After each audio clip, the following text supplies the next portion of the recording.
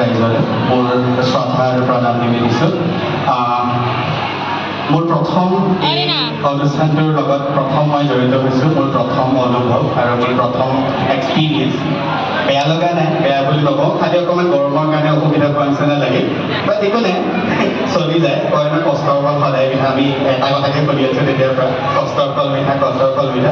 Definitely আমাৰ ইয়াত অহা সকলো ছাত্ৰ ছাত্ৰীয়ে যিহেতু ইমান ধুনীয়াকৈ কষ্ট কৰি যে দিনটো কষ্ট কৰি পেলাই এটা ভাল ফলাফলৰ কাৰণে ইয়াতে ৰৈ আছে, আশা কৰি মানে খুব ধুনীয়া ফলাফল আপোনালোকে পাব আৰু আপোনালোকৰ যোগ্য অনুসৰি আপোনালোকৰ এৱাৰ্ডছবোৰ, আপোনালোকৰ পজিশ্যনবোৰ, আপোনালোকৰ স্বীকৃতিবোৰ আপোনালোকে পাব।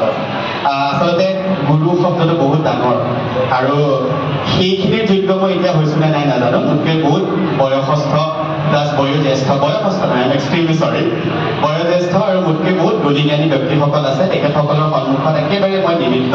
তথাপিও আপোনালোকে মোক ইয়ালৈ আমন্ত্ৰণ জনালে আৰু আমাৰ ছাত্ৰ ছাত্ৰীসকলক এখন মঞ্চ দিলে তেওঁলোকৰ প্ৰতিভাসমূহ বিকাশ কৰিবৰ কাৰণে, তাৰ কাৰণে আমি সদায় চিৰকৃতজ্ঞ হৈ ৰওঁ আৰু বিচাৰিম এনেকৈ মৰিগাঁও জিলাত বা জাগিৰোডৰ নিচিনা এখন এনেকুৱা ঠাই বা মৰিগাঁৱৰ বিভিন্ন ঠাইত আপোনালোকে এনেকুৱাকৈ কিছুমান পদক্ষেপ লওক য'ত ছাত্ৰ ছাত্ৰীসকলে নিজৰ যি কলা, সেই কলাটো প্ৰদৰ্শন কৰি তেওঁলোকে এটা সময়ত সুনাম অৰ্জন কৰিব পাৰে।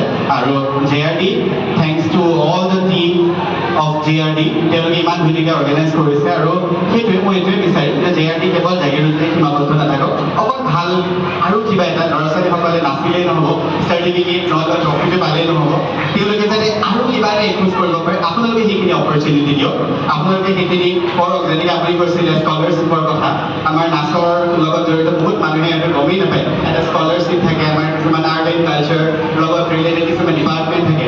গতিকে তেনেকুৱা ডিপাৰ্টমেণ্টবিলাকৰ লগত, তেনেকুৱা মিনিষ্ট্ৰীৰ লগত আপোনালোকে যদি জড়িত হৈ পেলাই আমাৰ ছাত্ৰ ছাত্ৰীসকলক সৰুকৈ হ'লেও জলপানী দিয়াৰ ব্যৱস্থা কৰিব পাৰিলে হয়তো এই অনুষ্ঠানটোৰ মানদণ্ড আৰু উন্নত হ'ব। এইখিনিকে ক'লোঁ, বেয়া নাপাব,